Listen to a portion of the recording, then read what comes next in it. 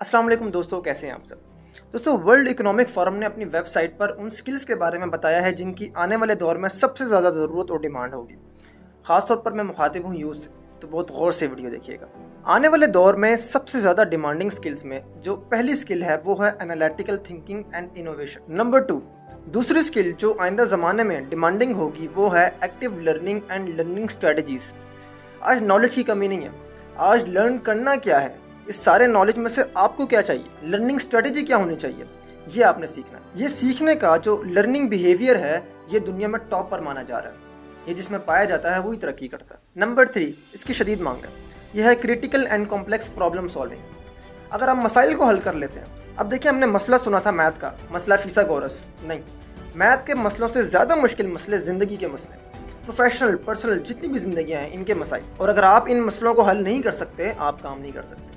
तो जी real life problems को कैसे हल करते हैं, ये है critical and complex problem solving. Number 4 है क्रिटिकल थिंकिंग एंड एनालिसिस। अगर क्रिटिकल थिंकिंग आप में नहीं है, एनालिसिस करने की एबिलिटी आप में नहीं है, तो आप स्पेशली ज़हनी तौर पर बहुत पीछे रह जाते हैं। कारी साहब से बयान सुनकर घर आए और इस पर मिनवान अमल कर लिया, ना इधर कोई सवाल पूछा गया, ना घर आकर कुरान और हदीस की रोशनी में इस पर तहकीक की गई। ये टाइम ही नहीं है। कॉलेज में किसी टीचर ने किसी साइंसदान की या मशहूर लीडर की कोई कहानी सुना दी, बस घर जाकर रिसर्च वर्क करने की या मौके पर लॉजिकल सवाल पूछने की तो ज़रूरत ही नहीं है, क्योंकि इस एबिलिटी के लिए भी प्रैक्टिस चाहिए।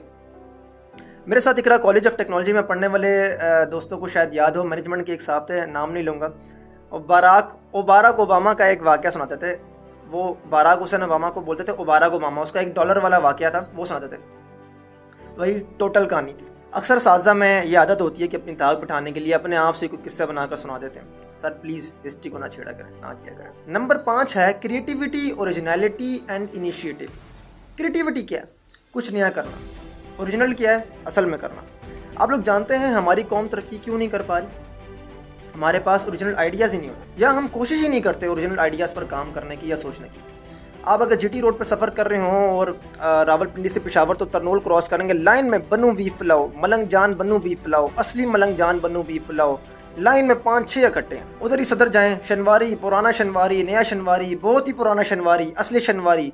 मरी रोड पर जाएं, मामू बर्गर, असली मामू burger, national burger, international burger. Chakwal जाएँ तो हर जगह मुख्तलिफ ऑनरशिप की पहलवान रेवड़ी, असली पहलवान रेवड़ी, पुरानी पहलवान रेवड़ी। एक फालूदा शॉप होती है नारकली में, यूसुफ फालूदा शॉप, 50 उसकी देखा देखी फालूदा शॉप बन जाती है। जीटी रोड पर जाएं तो बाबा की कुल्फ़ी, आगे जाएं फिर बाबा की कुल्फ़ी, फिर बाबा की कुल्फ़ी। शौरमा खाने जाएं, छोटा शौरमा, बड़ा शौरमा, उससे भी बड़ा शौरमा। मरी हुई मुर्गियाँ डाल कर 30-30 रुपये के शौरमे खिला रहे हैं और हम खा रहे हैं। ज़रा सोचिए कोई क्रिएटिविटी है इसमें? माजरत के साथ जी, जिस मुल्क के खम्मों पर, रिक्शों पर ये ऐड लगे होंगे जी नोट्स हमसे बनवाएं, असाइनमेंट आपकी ये पूरी हम करेंगे, इस मुल्क में क्रिएटिविटी कहाँ से आएगी? अब जी मोस्ट इंपॉर्टेंट, इसे अलग से हाईलाइट कर लें, इस पे मैं अक्सर वीडियोस भी बनाता होता हूँ, यह है लीडरशिप एंड मीडिया इन्फ्लुएंस। ये दुनिया की टॉप स्किल मैं बता रहा हूँ। हमारे मुल्क जो तरक्की की राह में पीछे रह गया, इसकी एक बड़ी वजह यह भी है कि हमारे अंदर लीडरशिप स्किल्स नहीं होते। हम इन्हिसार कर रहे होते हैं दूसरों की सोचों पर, दूसरों की स्ट्रेटजीज़ पर, दूसरों के इनिशिएटिव्स पर हम इन्हिसार कर रहे होते हैं। अपने अंदर हमारा कोई इस तरह का माइंडसेट ही नहीं होता कि हम अपनी लीडरशिप क्वालिटीज़ को, लीडरशिप एबिलिटीज़ को हम लोग डेवलप करें, उनको पॉलिश करें, उनकी प्रैक्टिस करें। नेक्स्ट चीज़ है जी टेक्नोलॉजी, डिज़ाइन एंड प्रोग्रामिंग। ये आईटी से रिलेटेड चीज़ है, स्किल की भी बहुत ज़्यादा ज़रूरत है। अगली है जी technology use, monitoring and control. अगर आपको टेक्नोलॉजी का भरपूर इस्तेमाल नहीं आता तो आप पीछे रह जाएंगे। Resilience, stress, tolerance and flexibility. वो कहते हैं कि जी जो स्ट्रेस मैनेजमेंट जानते हैं वो तरक्की करेंगे।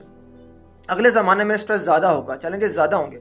जितना काम मैं आज के वक्त में कर रहा हूँ, मुमकिन नहीं है कि मेरे दादा के ज़माने में भी उतना काम था या उस बारे में इतना सोचा जा सकता था, और अगले ज़माने में मज़ीद बढ़ेगा, मल्टीटास्किंग भी होगी। आगे आता है जी लॉजिक एंड रीज़न। हर चीज़ की लॉजिक को समझना और रीज़न को देखना।